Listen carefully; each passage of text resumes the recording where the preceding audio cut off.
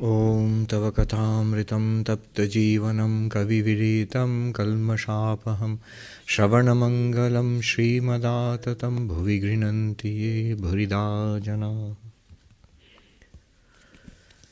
So, we are reading the Gospel of Sri Ramakrishna.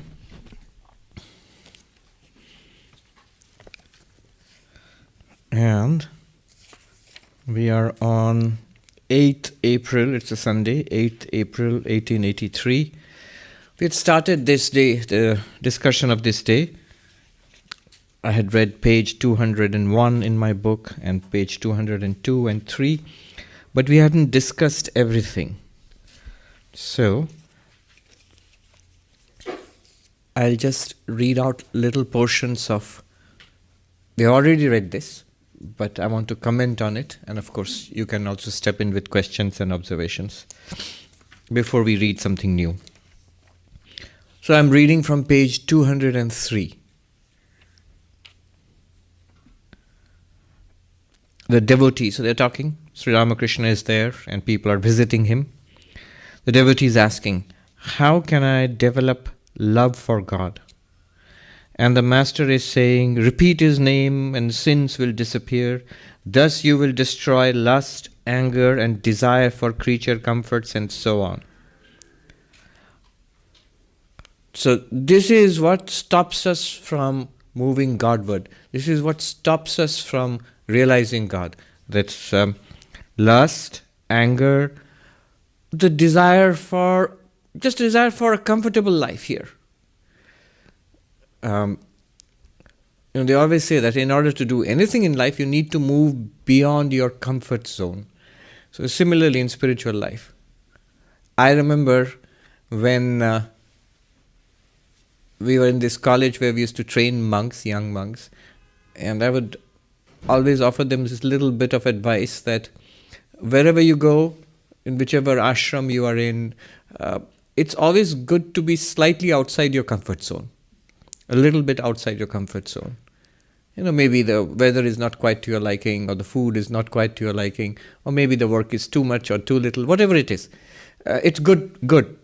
If things are very comfortable, then one doesn't struggle. It doesn't bring out the inner fire. But then I would caution them, don't overdo it. If it's too difficult, if you're straining yourself, if you're straining yourself physically and mentally and emotionally and exhausting yourself, then ultimately you're no good to anybody. If you fall ill, if you have a breakdown, you're no good to anybody. So you need to take care of yourself. Spirituality is a marathon. It's not a sprint. It's not something that you can achieve in the next 10 days or so.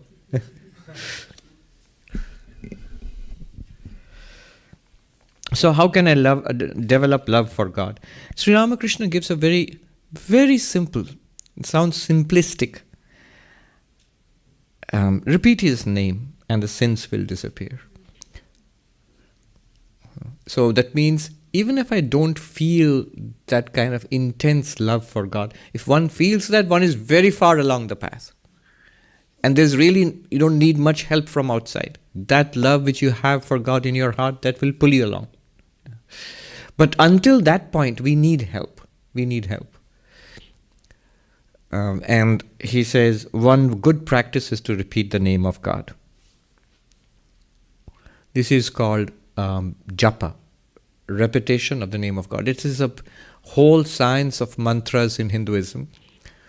Even if you mechanically do it with attention, very good. If you do it with attention and with love, even better, very powerful. But suppose that love is not there, at least attention. The attention is under our control. You can tell a person to eat. You can't tell a person to feel hungry. A person can eat. Similarly, you can tell a person to pay attention when you repeat the mantra, the name of God. You can't tell a person that feel love for God. You can simulate love for God, but that feeling will come when it comes. How will it come? You first repeat the name of God. And this will destroy that which prevents us from going towards God. And he says, among them are lust, anger, the desire for creature comforts, and so on. Really, the pull towards God comes from God. it's not our credit. Anybody who is a genuine lover of God, any saint, will tell you that, first of all, they will never claim that they are saints, but whatever they have achieved in spiritual life, they will always say that there is no doubt it is the grace of God. I really did not do it out of my own, in my own efforts. Sri Ramakrishna puts it this way: we are like iron nails which the magnet attracts. So all sentient beings, we are like those nails which the magnet is God. And then he says, if the nails are in mud, if they're coated with mud, the attraction will not be felt. If you cleanse it of the mud, it will immediately pull. God will immediately pull you. Similarly, if we cleanse ourselves of the mud of lust and anger and greed and the complacency of things are going well, I really don't need God, we will very soon. And if we do cultivate this from now on, then we'll be well positioned. If we do not, then terrible is the danger. I'm not just saying it for the sake of saying these things. See, when you are in this kind of a position, sometimes people with the greatest of miseries come to you. And one thing I have noticed here, when terrible shocks come in life, if you have cultivated spirituality in your life, in whatever form it is, devotionally, meditatively, philosophically, whatever it is, and good if you cultivate a combination of all of these. If you have cultivated it enough for some period of time, it will work for you. You are well positioned. You will be more resilient, much more capable of absorbing the shocks in life and progressing spiritually. It is much, much harder to turn to this once the blow has fallen. I'm telling this to you from repeated experience. Those who have not cultivated it and yet now suddenly face the abyss, literally the abyss in their lives, for multiple reasons. For them, spirituality will work, but it's much more difficult, much more difficult. It's unfamiliar. So it's very much worth cultivating now. Then the devotee asks, these questions are simple but so perceptive. Next he asks, so the repetition of God's name, that will cleanse the mud. And then God will pull the iron nail. So repetition of God's name. But there's a problem there. I don't want to do that either. Maybe it's boring, maybe I have better things to do, maybe it just feels mechanical. This whole science of the mantra, it's there in every theistic religion, even non-theistic religions, those which are not God-centered.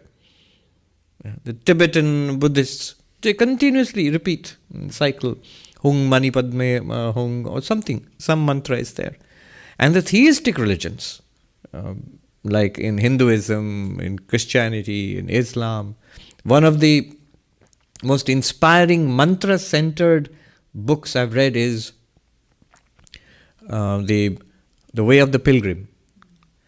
It's a Russian Orthodox text of this man who is taught the Jesus prayer. Lord Jesus, have mercy on me. Have mercy upon me. And then he repeats it incessantly. And then the whole book is this man, he goes through life. Things happen, he travels, and he meets different people, good and bad. Things befall him, good and bad. But in and through all of that, the beauty is, the mantra is repeating. Lord Jesus, have mercy upon me. And it transforms him. First of all, it is a spiritual cord. It's like a spiritual support you can hold on to throughout your days. I know, I've seen monks, often their lips are moving. They're repeating the mantra. So it's throughout the day it goes on. A background of like a divine golden cord tying our hours together, our hours and days together, running in and through our days. Do that.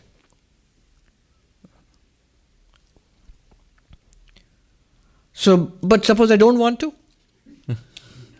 It's not easy. It's not easy. No, it's not easy. On one extreme are those who their heart is already pointed directly towards God. They don't even need the mantra. They don't even need the mantra. Whose story it was? Another Russian story. Tolstoy probably, or Dostoevsky, I've forgotten. The three wise men. So there is this high church official. It's a famous short story. We all read it in English translation. Many of you must have read it. We read it back in school, I think.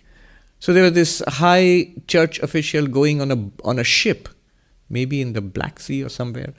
And he's a very senior, a bishop or something, very important official in the church, Russian Orthodox Church. And then the ship, the captain of the ship says, Holy Father, we are passing this island and there are 3 hermits who live here. Would you like to meet them? They're devout, they're simple men but devout, and they'll be delighted to see and receive blessings from you. You have come from, you represent the church. And the bishop says quite grandly, all right, I suppose I can spare some time. Let's go and see these simple folk. And they launch a boat from the ship, and the boat takes them to the island, and they can see these 3 wild-looking men.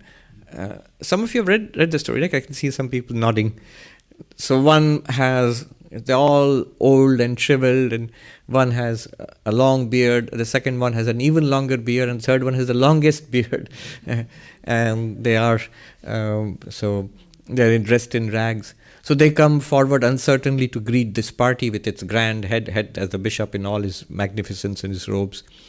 So he asks them, how do you pray to God? And they give some very simple, I've forgotten the details, they give some very simple prayer. It's partly the Lord's Prayer, partly broken and all of that. Then the bishop laughs and says, look, you are sincere folk, but you don't know how to pray rightly. Let me teach you. And then he teaches them the Lord's Prayer. And it's difficult because they are not used to it and they keep forgetting the words, and he makes them repeat it again and again. He's very patient with them. Once in a while he rolls his eyes, but finally they get it, and they are very delighted with it, and they are very, very grateful. They keep kneeling down and kissing his hand. Finally, the bishop says the sun is on its way down to the horizon. We have to get going, and you are very, very good people, but do it rightly. They have taught you, don't do it wrong. And they nod and they are very grateful. And as long as they can see, the 3 are standing on the beach of that island and waving to them, and they go on the ship, and the ship sails, and it's night. There is a huge full moon, and the island has receded into the distance, and the ship is going, and suddenly somebody knocks on the bishop's door in the little cabin in the ship. And there's the captain who is shivering in fear. Says, Holy Father, please come up to the deck. What's it? Oh, come, you will see. So they go up to the deck, and all the sailors are standing there pointing, and many are crossing themselves. They're scared. They see on the, there's like a path of moonlight reflected on the water, like a silver path across the sea. And on it are racing these 3 wild men with their beards flying in the wind and gesticulating and signaling to the ship to stop. And they're racing towards the ship. And the bishop crosses himself, his heart is pounding, and he tells the captain, stop, let's see what's going on. So these 3, they race across the water, and they let down the ropes from the ship, the rope ladders, and they climb up quickly on the rope ladders, come to you can imagine the sailors are scared, withdrawing back from behind, sort of hiding behind the Holy Father. And the bishop says, what can I do for you? What? And they say, oh, forgive us, Holy Father, we are foolish, we are indeed foolish. What's wrong?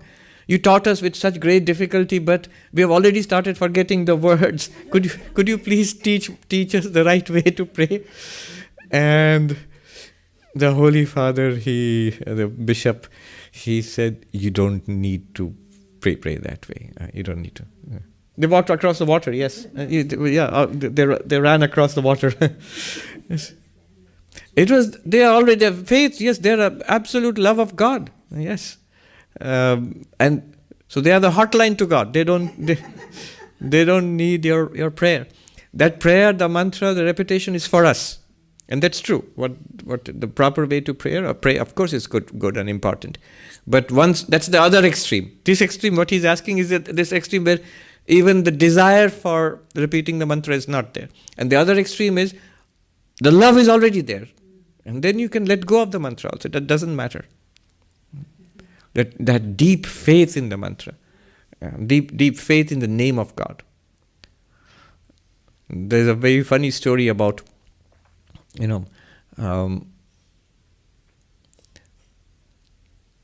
Hanuman taking the name of Rama and jumping across the sea.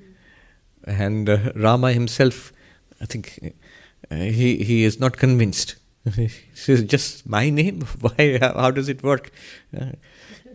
And some tell the story of how he tries to take his own name and take one step into the sea and makes a big splash. So the faith in the name of God. Now this person asks, suppose I don't have any of it. Suppose I have a mantra, but I really don't feel the pull. Just by the way, one beautiful book about mantra and repetition of the mantra is Swami Shraddhananda, How to See God Everywhere. There's a collection of Swami Shraddhananda's teachings, and it's published in this very nice book. In that book, there are 3 essays on the name of God. They contain material which I've never seen elsewhere. Clearly, this is coming from his own personal experience. So 3 essays on the mantra, repetition of the name of God. Swami Shraddhananda. The devotee asks, how can I take delight in God's name? Master, pray to God with a yearning heart that you may take delight in His name. He will certainly fulfill your heart's desire. So the answer here is, ask God. Yes, it's good to repeat the mantra, even if it's mechanical, and it's good that you want to repeat it with feeling, with love. And if you don't feel that love, ask God for that love. What is important is to want it, let's put it this way. Yes, the most precious thing is to want God. But suppose I don't want it enough. But do you want to want? That I think we can all say yes. Yes. Anybody who's felt the pull of spiritual life, we can all say positively, honestly, yes, that I want to want God. That much I'm honest. That's enough. And Sri Ramakrishna says, that want you place before God. You place before God. Ask God, in whichever form you worship, ask God for giving you that desire, that pull. And Sri Ramakrishna assures you here, He will certainly fulfill your heart's desire. Yes. He says here, pray to God with a yearning heart that you may take delight in His name. Yes, but where's that yearning heart come from? Yes. So, but the yearning heart comes to the extent that we want it. I don't yet want God so much, but I like that idea of being very devoted to God. That's enough. That much itself you place to God. This is all that I have. I'm very poor in terms of bhakti, but whatever little I have, I offer unto you, and please fill my heart with love of God. That will happen. Once it happens, it's like a fire which catches on, and then it grows fast by itself. Then Sri Ramakrishna, actually, he gives an answer in the song. So saying, the master sang a song in his sweet voice, pleading with the Divine Mother to show her grace to suffering men. O Mother, I have no one else to blame. Alas, I sink in the well these very hands have dug. With the 6 passions for my spade, I dug a pit in the sacred land of earth. And now the dark water of death gushes forth. How can I save myself, O my Redeemer? Surely I have been my own enemy. How can I ward off this dark water of death? Behold, the waters rise to my chest. How can I save myself, O Mother? Save me. Thou art my only refuge. With thy protecting glance, take me across the other shore of the world.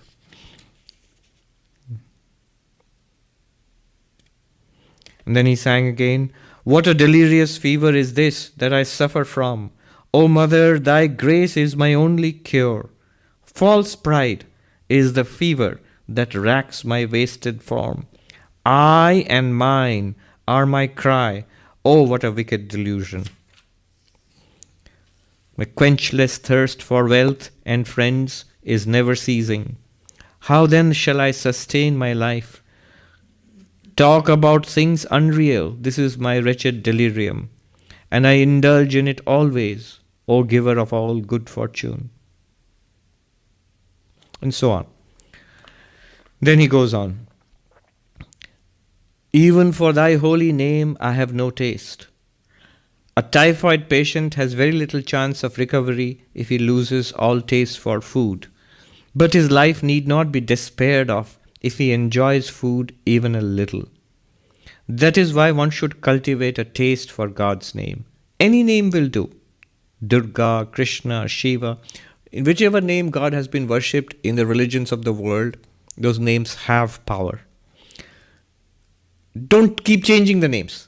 I tried out Shiva for 7 days and didn't work. Now I'm trying out Krishna. No. All the names are the same. Any one of them will do. Any one of them will do. And at most, if you have this desire, then you get initiated. Mantra Diksha. So the Guru gives you a name. That's helpful, because if our mind selects a name, a mantra, the very mind which is selected can unselect also. But if I commit to a tradition, then there is a deep inner commitment is there. So it's outside the purview of my mind. And then if through the chanting of the name, one's attachment to God grows day by day and joy fills the soul, one has nothing to fear. The delirium will certainly disappear. The grace of God will certainly descend. I've seen a number of senior monks who have reached this stage. One or two, always. Some repeat the name of God, the mantra. I've seen one monk who had 2 rosaries, and it continuously kept on going. If you go to him, of course I met him in his old age. He's passed now. He was the vice president of our order, Gitananda, Swami Gitananda ji. And I have met him. Whenever I met him, he would be repeating the name of God, the mantra. And if you had something to say to him, he would stop. The rosaries would stop. He would listen to you, give you a courteous reply. He was a very soft and gentle man. And the moment it's done, he was a man of few words. Back again. It would go on again and again.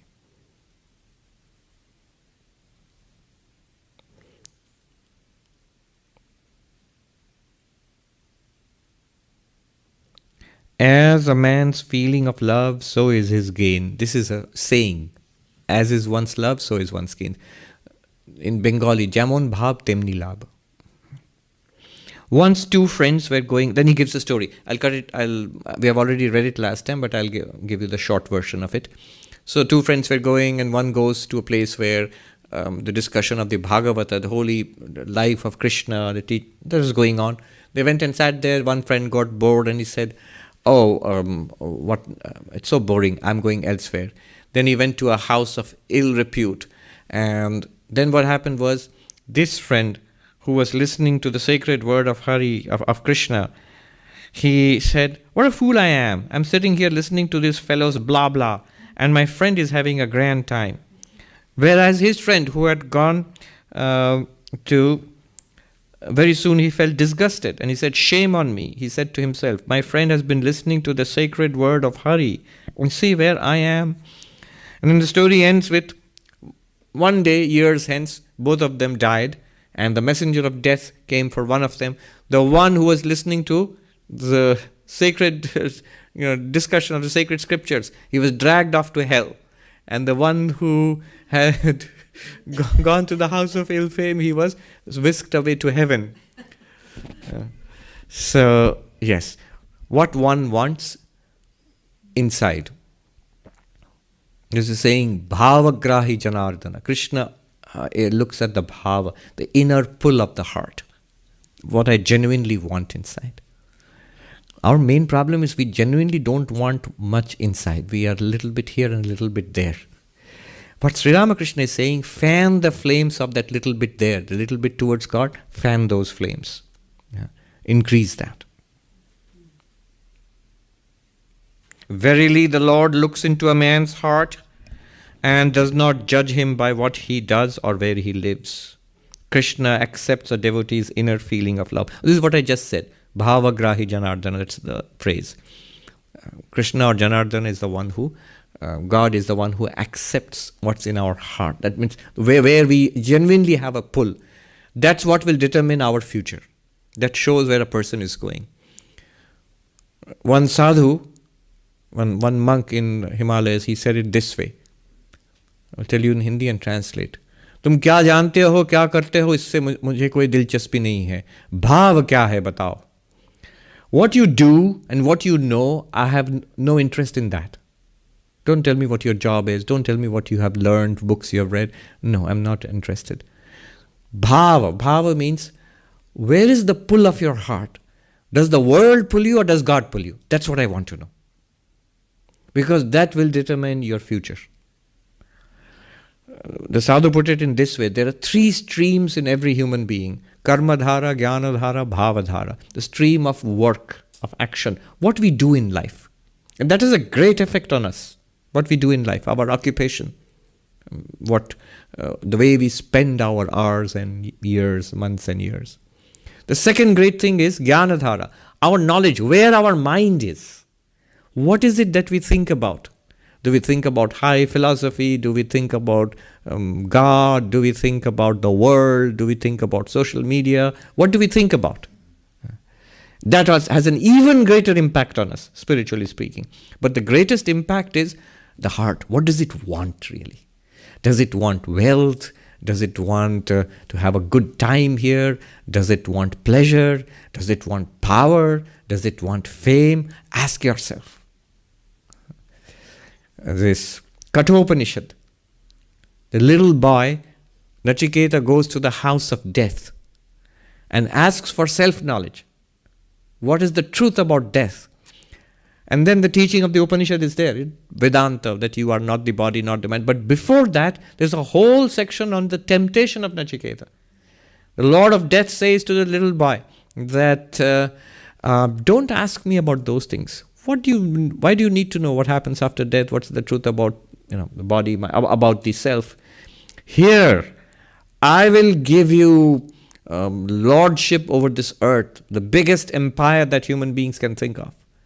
I'll give you wealth beyond measure. I will give you a long life and children and grandchildren. Whatever you could imagine in this world, I'll give it to you. Don't ask me about, the truth about all of this. What's going on here? Don't ask. And he says further, I will give you things which no human being can aspire for. The super sensuous pleasures that are available in heaven, that you can enjoy in this very life, in this world itself. Nachiketa rejects all of them. And he gives a very cogent reason. Why? Why does he reject all of this? Whatever one could have in this world. He says no. He says, as long as you are there, everything is too little. Alpam, the words used is very interesting. Everything is too little. Whatever you have given is too little. Because the day you come, it's all gone. It's all gone for everybody. Nothing here will remain. And it will be as if it never was.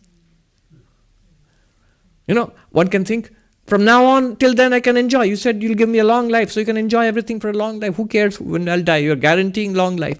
True. But will you be fulfilled? Will you at the end of that long life, having enjoyed many things? We fool ourselves into thinking that I'm having this series of amazing experiences. I'll finally have enough. I'll be very happy to go when my time comes. No. No.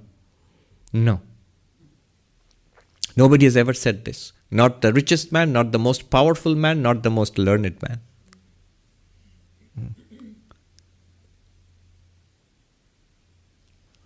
One sadhu put it very beautifully. I'll tell you in Hindi and translate.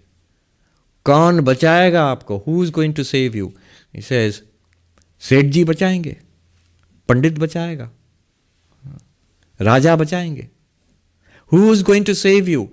Will the businessman, the sage is a trader, merchant, is he going to save you? Is the king going to save you? Is the Pandit, the scholar, going to save you? Who is going to give you that which will fulfill you, which will fulfill the thirst of your heart, which will give you contentment, peace, strength, fearlessness? Put you on top of life, not life on top of you. Who is going to give you that? The merchant can give you money. The king can give you power. The scholar can give you knowledge. He says none of that will help. This is only self-knowledge. He says sadhu, holy company will save us. They will give us that which takes us beyond all fear. So, bhava, what do you want really? The three streams which flow in our heart, what is most important is what we want, because that's what will determine what will happen to us. That poem I've forgotten, I've repeated it often, but it goes like this. It's to deal with the Christian idea of the judgment day, The poet goes something like this, that you can fool everybody, but what will you do when on that day, capital D day, you are face to face with the one, capital O, the one who knows how to ask questions? And that's the end of the poem. What will you do on that day when you are face to face with the one who knows how to ask questions? In one sense, we are always face to face with the one. We don't want to look at the face. It's there inside us. We know how to ask questions for ourselves, unfortunately or fortunately. We are our own worst critics. Then he gives another example. He's given multiple examples. The example of the typhoid patient, if there's little taste for food, so he's going to survive. The doctors say he's going to survive. Then he gives the example of the two friends, one of whom went to listen to the holy talk, but his mind was always on hankering for worldly enjoyments. The other one whose mind was on spiritual life. And then another example he gives. In the Kartabhaja sect, the teacher, while giving initiation, says to the disciple, now everything depends on your mind. Actually, this is a play on words. It works very well in Bengali, but not at all in English. In the Bengali, it's the Guru says, I'll tell you in Bengali and translate. Eine montor, evar montor. Now, it loses all the punch if you explain it, but it has to be explained. Mantra, the Sanskrit word mantra. In colloquial Bengali, they will pronounce it as montor. Mantra is montor. But if you split the word montor, mon means mind, tor means yours, your mind. So putting it together, it works like this. The Guru says, here is the mantra. And now, your mind. Your mind. He says here, according to this sect, he who has the right mind finds the right way and also achieves the right end. Talk about the grace of the four graces. The grace of God, most important. Then the grace of the Guru. And then the grace of the scriptures. So by devotion you get the grace of God. And by the grace of God you get a Guru. And the Guru will teach you the scriptures. If you stay with Vedanta, with the Upanishads, with the teachings, read it, listen to it, think about it. Then there's a grace of the scriptures. One day it becomes clear to you. So 3 graces.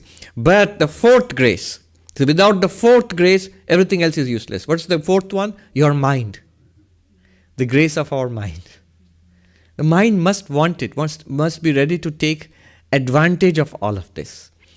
All of this was put in such a beautiful way by a monk who came clearly from a very humble rural background. He said, the farmers in our village, they know which calf will live and which will die.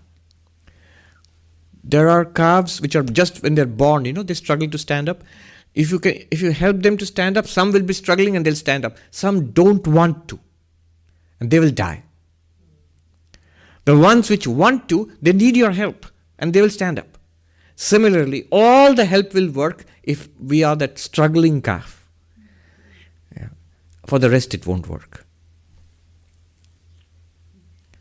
Then he gives another example. The power of his mind that Hanuman leapt over the sea. I am the servant of Rama. I have repeated the holy name of Rama. Is there anything impossible for me? That was Hanuman's faith. So don't try to leap over the sea. But what it means is here symbolically in our spiritual life. Dive into it with tremendous conviction that I have God on my side. God wants me to do this.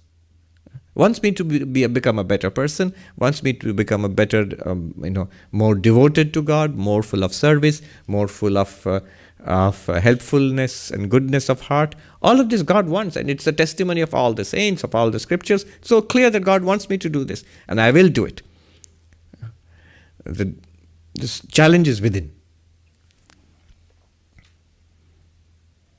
Ignorance lasts as long as one has ego. There is no liberation as so long as the ego remains.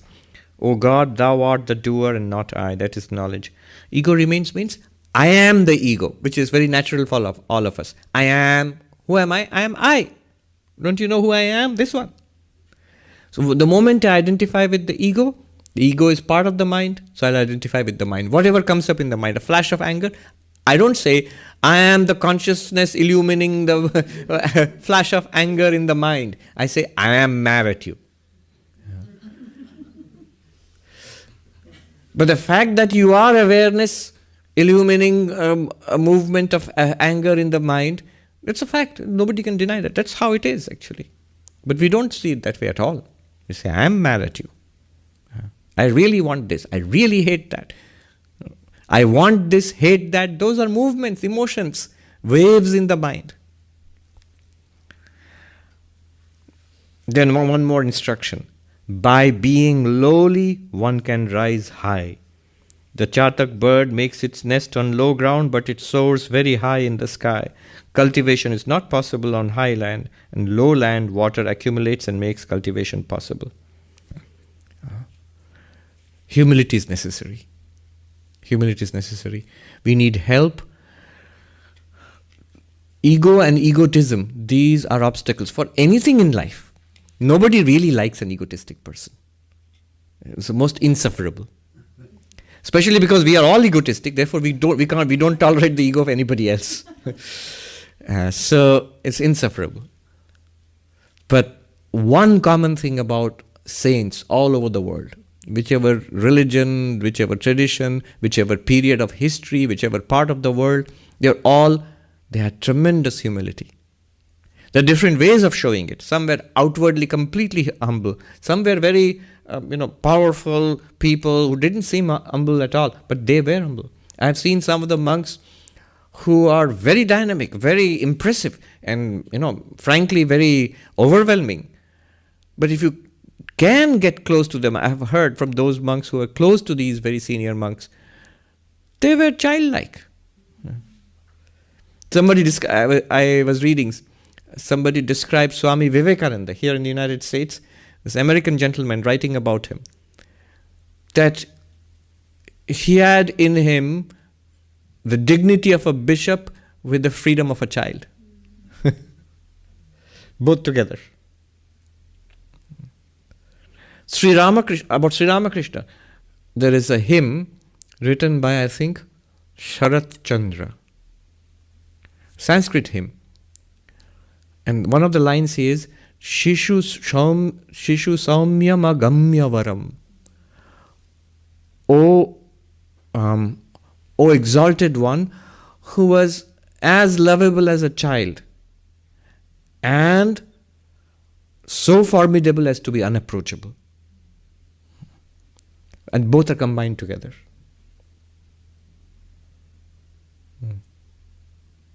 They're childlike, not childish. There's a big difference.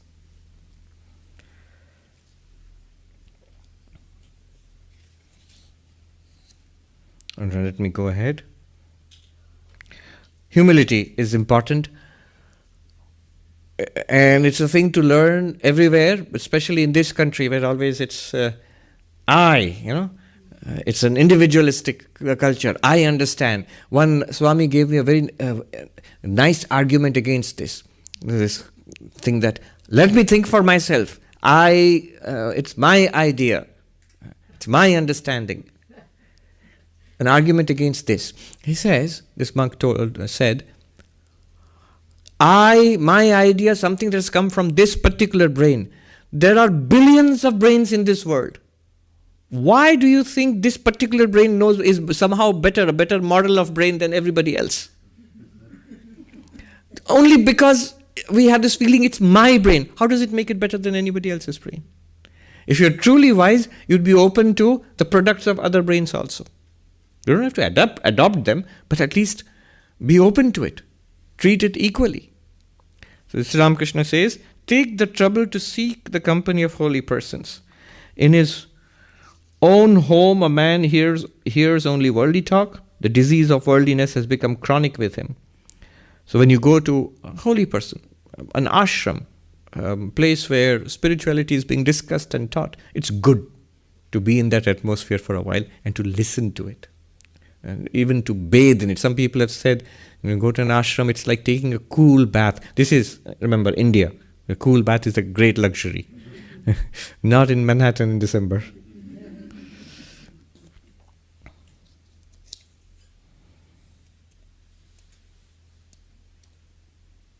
All right. One more beautiful example. This is really touching. He says, mere possession of money doesn't make a nobleman. One sign of the mansion of a nobleman is that all the rooms are lighted. The poor cannot afford much oil and consequently do not have so many lights. This shrine of the body should not be left dark. One should illumine it with the lamp of wisdom. So he's saying this lamp of wisdom, the lamp of love of God, the lamp of true knowledge of the divine presence within us. It's a fact, it's not rhetoric, it's there, we just don't see it. This cultivation, lighting the spiritual lamp, basically a spiritual quest. Again, in whichever form it may take, whichever religion, but the spiritual quest should be there, that light should be there. Otherwise, it's a poor man's mansion. It's poverty-stricken. No matter how much money we have, how many friends we have, how busy and full our lives are, it's dark in here. There should be a light in the window. So the mansion of the body should be lit by a spiritual lamp. I am immediately reminded of one of the finest, very fine books I've read. It's called Six Lighted Windows. Yes. Swamiji, Yogeshanandaji. He was an American monk. I didn't even know that he was our contemporary. I thought maybe he was some monk long ago who has passed away. Until I came to this country and actually met him. I had read the book when I was in our monastery in India as a young novice. It's written from an American perspective. So he met these six great monks of our tradition, but the name of the book is Six Lighted Windows. He's referring to this example of Sri Ramakrishna. In the mansion of a rich man's mansion, the windows are lighted. And among us, most of us, our windows are dark, but these six, he said, they were lighted. They were like six lighted windows in the mansion of God. And they were Swami Prabhavanandaji. And the pen pictures he creates, he went and met them, and what he talked with them, how he felt when he met them, and what they were like. Each was different. But all of them had this one thing in common. They were truly spiritually illumined. You could feel it. So one of them was Swami Prabhavanandaji. Another was Swami Ashokananda. Prabhavanandaji was the founder of the Vedanta Society of Southern California in Hollywood. Then Swami Ashokanandaji, who was in the Vedanta Society of Northern California. Then Swami Nikhilanandaji, who was right here. And then the fourth one was Swami Yatishwarananda. I think he met Yatishwarananda, who ultimately became the vice president of our order, but he was in the United States for a short time. And then the fifth one was Swami Ghananandaji, who is not so well known. He was in London, in the Vedanta Society there, in the 1950s, 60s, I think. He passed long ago. He was there. And finally there was Swami Madhavanandaji, the president of the order.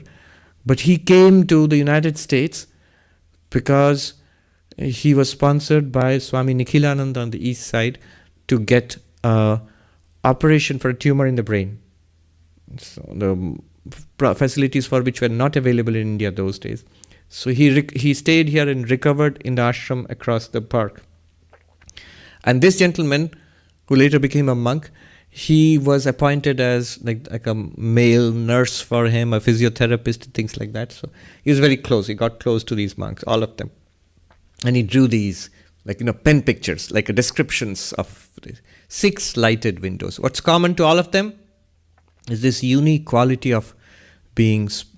There's a nice American word now. It's called, what's it? Lit. Being lit. Yes. Yes, it's perfect. It's lit. So they were all lit, spiritually lit.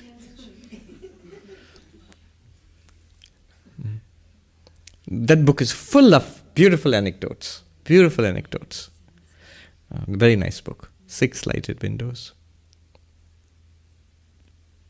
And he was a very humorous Swami also. I had occasion to meet with him and talk with him for long hours. He was in our Vedanta monastery in Trabuco, Orange County in California. He passed at the age of 97, I think, 96, just a few years ago. He is full of stories. He talks about the days when that Vedanta monastery in Trabuco, Bill Wilson, who founded the AA, Alcoholics Anonymous, he came and he stayed there when he was researching, going to different spiritual traditions. So he spent a long time there, talking with the Swami, talking with Gerald Hurd, learning about Vedanta, which he would finally make. Is it the 12th step or the 12th step? Yes. So he was designing that at that time. And they had conversations. It's described in a book, a new book also, about how he spent time there in the monastery. And the book mentions Swami Yogeshananda, who was a much younger monk at that time there. Many, many wonderful stories are there. Very inspiring book. 6 lighted windows. Page 206.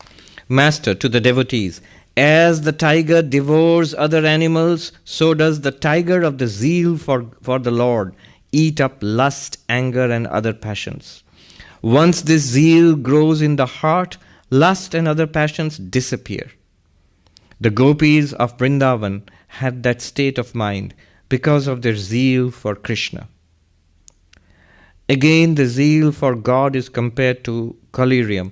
Collyrium is kajal. That is this, how do I describe it in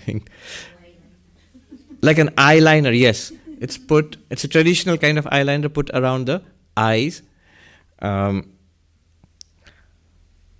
Radha said to her friends, I see Krishna everywhere. They replied, friend, you have painted your eyes with the collyrium of love. That's why you see Krishna everywhere.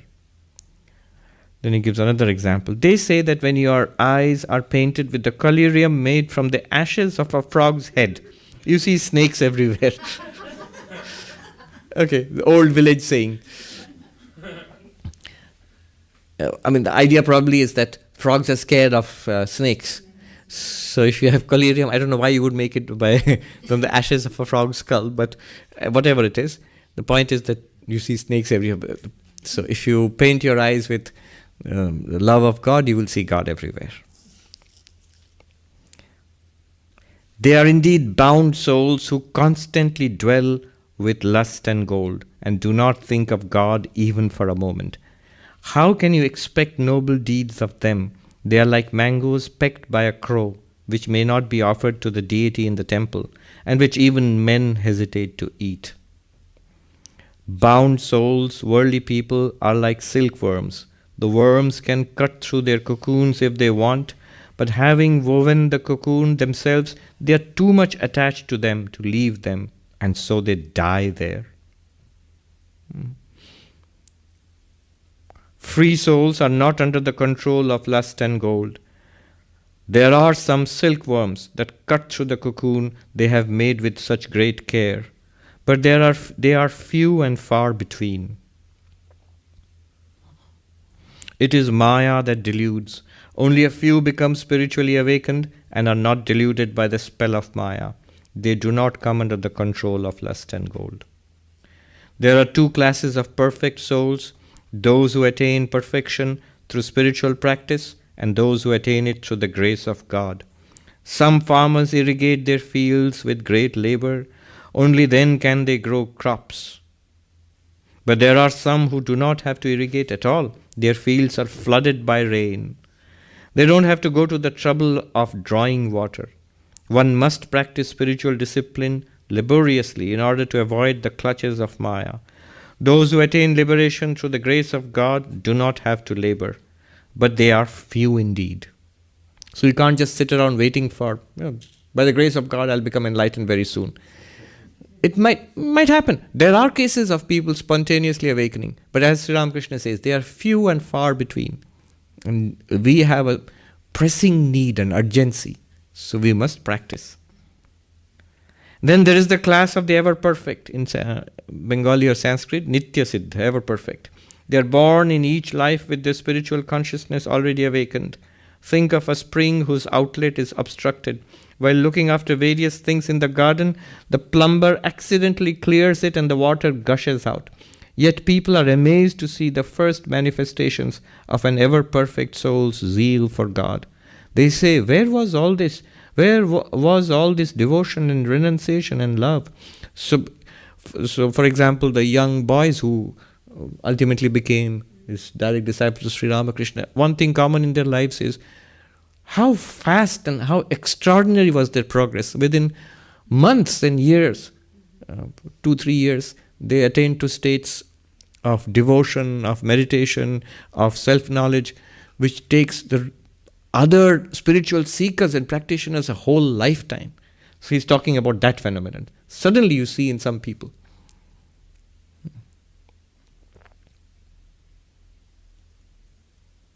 We say that it happens suddenly, but it probably is a consequence of their spiritual labor in their previous life. Yeah, that's what we say, the spiritual labor in their previous life. Sri Ramakrishna says they are already enlightened. So then why don't you see it all the time? You don't. It's like it's all there, but it's like a pipe which has been obstructed in the garden. He gives a beautiful example. In a large, nice garden, the gardener is working. He has forgotten about a particular outlet. Somehow he knocks on it and it opens and the water gushes out. So this is there in such people.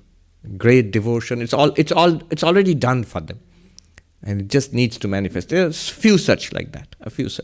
And they become the great teachers of humanity. So they become great masters, and a lot of good work is done through them. He gives this like a bell curve. On one end are people, he says, those who are entirely in the clutches of Maya, who are entirely worldly. The world is full of such people.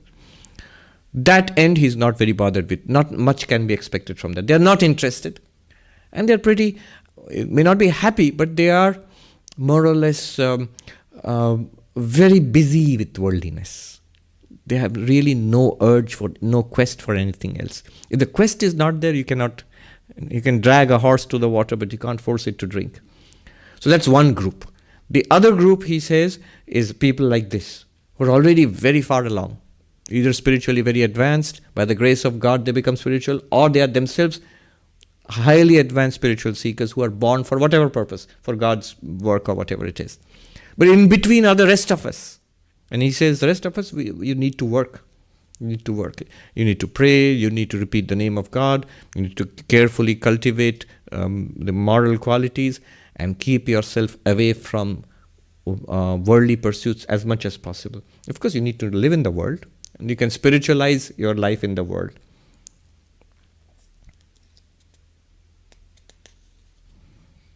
Okay, one more. The conversation turned to the spiritual zeal of the devotees as illustrated in the earnestness of the gopis of Vrindavan. So that's the highest ideal of love of God we find in Hindu literature. So these women of Vrindavan who fell in love with Krishna, and their love of Krishna, which is the love of God, and that's called Shuddha Bhakti, pure love. in the sense that it's not mixed with philosophy or other spiritual practices, with rituals and with even the name of God repeating. Not quite. It's just love. And it's by that they have gone beyond the need for any kind of artificial spiritual practices. And the song, especially Bengal, is full of Vaishnavism, the worship of Krishna. And there the love of the gopis for Krishna is the highest. Thou art my all in all, O Lord, the life of my life, the essence of essence. In the three worlds I have none else but thee to call my own. Thou art my peace, my joy, my hope. Thou art my support, my wealth, my glory. Thou my wisdom and my strength. And so on. It goes on like that. Master, to the devotees, what a beautiful song. Thou art my all in all. Ramlal sang again, this time describing the pangs of the gopis on being separated from the beloved Krishna. So there's a footnote. When Krishna mounted his chariot to go away to Mathura, the gopis clung to the wheels and would not let the chariot move. The song goes, hold not the chariot's wheels. Is it the wheels that make it move? The mover of its wheels is Krishna, by whose will the worlds are moved. So these translations are also very good. Moffat, John Moffat, he was a poet, a very good poet. So he translated. I'm sure he didn't know Bengali, so he must have taken the Swami's help. But the actual final product is his work. The master went into deep samadhi. His body was motionless. He sat with folded hands as in his photograph. This is very nicely said. So exactly. So what you see here is what we are talking about here. Yeah. Tears of joy flowed from the corners of his eyes. After a long time, his mind came down to the ordinary plane of consciousness. He mumbled something, of which only a word now and then could be heard by the devotees in the room. He was saying, Thou art I, and I am Thou. Thou eatest, Thou, I eat. What is this confusion Thou hast created? Continuing, the master said, I see everything like a man with jaundiced eyes. I see Thee alone everywhere, O Krishna, friend of the lowly, O eternal consort of my soul, O Govinda. As he uttered the words, eternal consort of my soul and Govinda, the master again went into samadhi. There was complete silence in the room. The eager and unsatiated eyes of the devotees were fixed on the master, a God-man of infinite moods. It's a good point to stop. Om Shanti Shanti Shanti Harihi Om Tat Sat Shri Ram Krishna Arpanamastu.